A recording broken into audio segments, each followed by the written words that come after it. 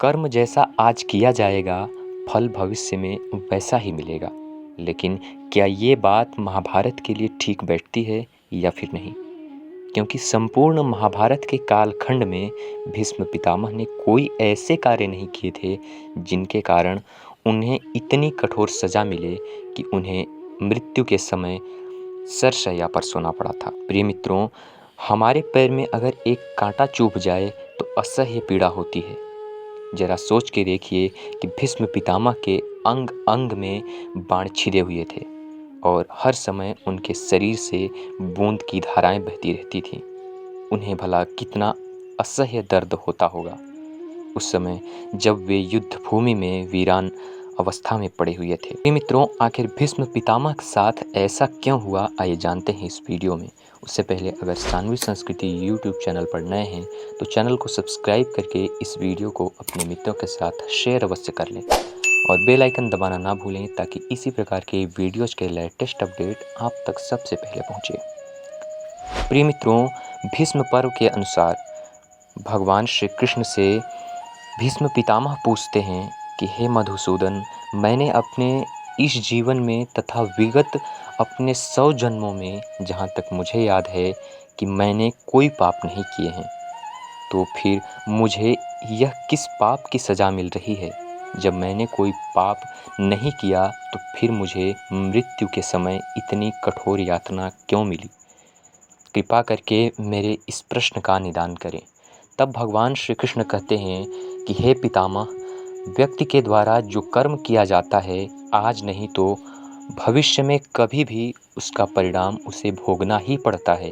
यह प्रकृति का अटल सत्य है और इस अटल सत्य को कोई नहीं नकार सकता।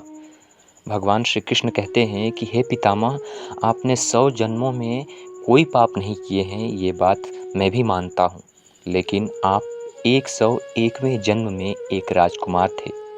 एक दिन जब आप जंगल से शिकार करके आ रहे थे, उस समय अचानक आपके रथ के घोड़ों के आगे एक सर्प वृक्ष से आकर गिर पड़ा।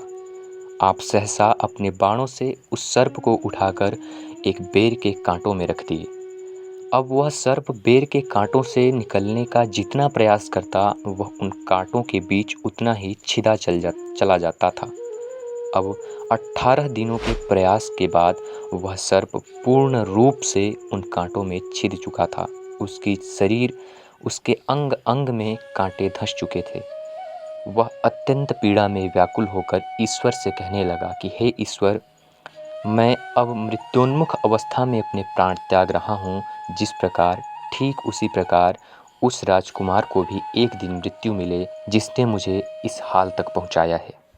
उस सर्प की दयनीय पुकार सुनकर ईश्वर भी मुँह नहीं मोड़ पाया और उसने सर्प की विनती सुन ली, जिसके कारण आज आपको उस सर्प का श्राप लग रहा है और आपको उतनी ही असह्य पीड़ा झेलनी पड़ रही है जितना आपने उस सर्प को जाने या अनजाने में पीड़ा दी थी। इसलिए हे पितामह, कोई भी कर्तव्य या कोई भी कर्म निष्क्रिय नहीं होता। भविष्य में उसका कोई न कोई अच्छा या बुरा फल प्राप्त अवश्य होता ही होता है। प्रिय मित्रों, आशा करता हूँ भगवान श्री कृष्ण और भीष्म पितामह का ये संवाद आपको अच्छा लगा होगा। अगर अच्छा लगा हो तो कमेंट बॉक्स में जय श्री कृष्ण लिखना ना भूलें। मिलते हैं अगली वीडियो के साथ, तब तक के लिए धन्यवाद। आप सभी का दिन शुभ हो।